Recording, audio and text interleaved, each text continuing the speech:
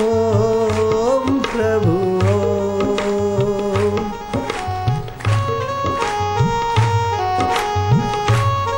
आनंद है।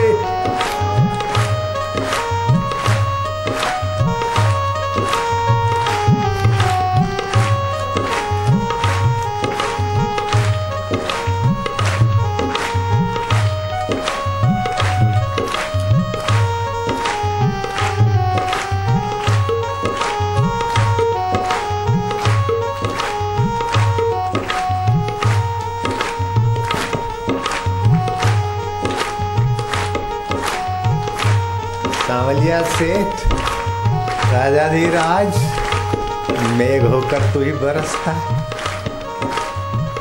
भक्त होकर तू ही उनकी दिलों में कृपा बरसाता है, संत होकर तू ही बरसता, प्रभु तेरी जय हो।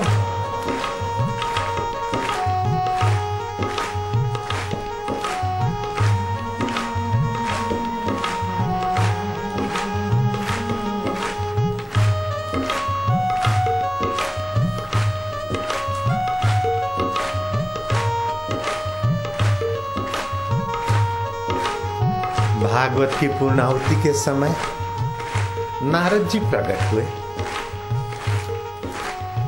इंद्र मृदंग बजाने लगे, नारद बीना। तो वो बांके बिहारी चुप कैसे रहे, उसने भी बंसी का नाद छेड़ दिया अज्ञात। तो शुकदेव मुनि चुप कैसे रहे, वे भी भाव भगिनियों में।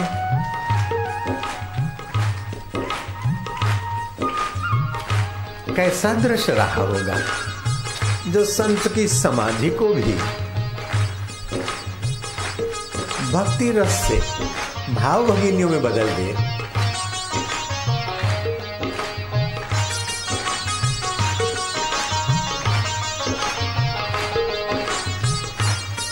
जय हो।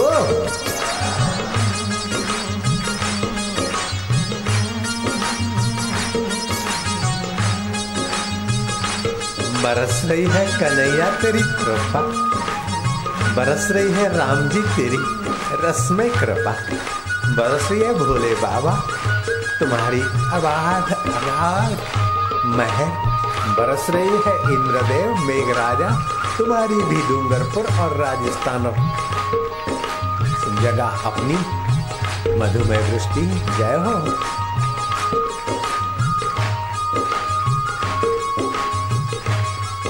अब तो भक्ति बरसा दे, अपनी प्रीति बरसा दे, अपना आनंद बरसा दे, अपना माधुर्य बरसा दे प्रभु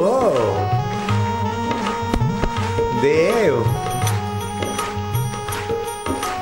इस कलयुग में व्यक्ति स्वार्थ से, अहंकार से, कूड़ कपट से और वासनाओं से आक्रांत हो गए हैं। अब तू ही तो कृपा करेगा न देव।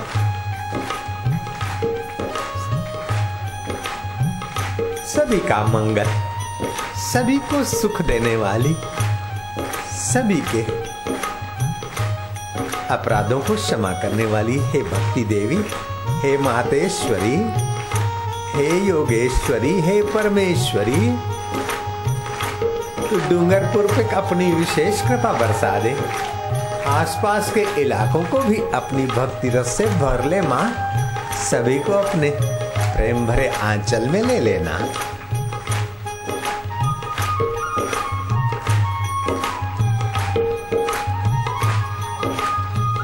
मेरे प्रभु, सभी के दिलों में तेरी कृपा बरसे, तेरी प्रीति जगे, तेरा आनंद उभरे। ये वह राजस्थान है जहाँ राजाधिराज पीपाराज राज करते थे और साधुओं को सीधा भेजा, लेकिन दर्शन करने नहीं गए। साधु ने देखा कि ये भगवती का भक्त है, लेकिन कृष्ण की भक्ति, कीर्तन की भक्ति इसके जीवन में नहीं आई। साधु ने भोजन तो किया, लेकिन पीपाजी महाराज राजाधिराज पर कृपा बरसाने के लिए थोड़े रुष्ट से हो और राजा के पास गए कि राजन, तुम साधुओं का ख्याल तो रखते हो, प्रजा का ख्याल तो रखते हो, लेकिन माँ की भक्ति में और प्रभु की भक्ति में हे गांगरोध गढ़ के राजा, तुम अभी भेद मानते हो। हम चाहते हैं कि भगवान तुम्हें संतों का संग दे और भगवान की भक्ति का रंग दे। राजा को रात को मां काली ने स्वप्न दिया था और मैं तुमसे नाराज हूं। तुम संतों के दर्शन करने नहीं गए, मेरी भक्ति करते हो, संतों के दर्शन के बिना के अभागे रह जाते हो। पीपाजी राजाधिराज तो थे, लेकिन सच में महाराज के प्रेमी भी बनने के लिए मां ने उन्हें डांट चढ़ाई। गांगरोनगढ़ राजस्थान के प्रतापी राजा काली के उपासक थे। काली के तो उपासक थे, लेकिन सत्संग बिना की उपासना, जैसे रामकृष्ण को काली ने कहा कि जाओ तोतापुरी गुरु के चरणों में सत्संग करो। मां तुम्हारे दर्शन करता हूं, मां तुम्हारे दर्शन करता हूं, फिर मुझे तोतापुरी गुरु के पास जाने की क्या जरूरत है। बोले मेरे दर्शन करते हो, मेरे साथ वार्तालाप करते हो, तुम लाते हो रामकृष्ण देव, भोग लगाते हो, मैं तुम्हारे हाथों से लेकर खाती हूं, ये बात सत्य है।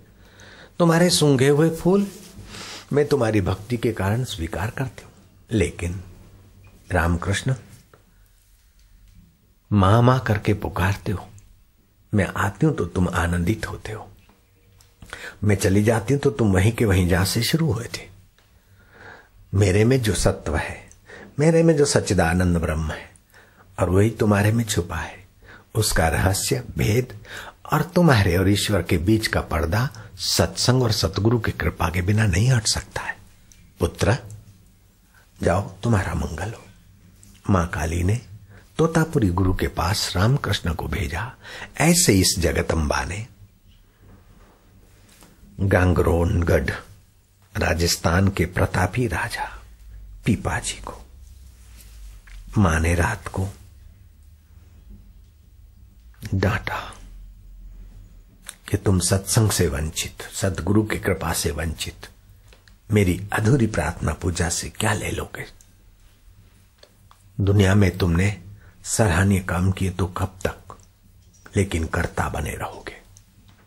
जो कर्ता बनता है वो पुण्य का भोक्ता और पाप का भोक्ता स्वर्ग और नरकों में भटकता रहता है।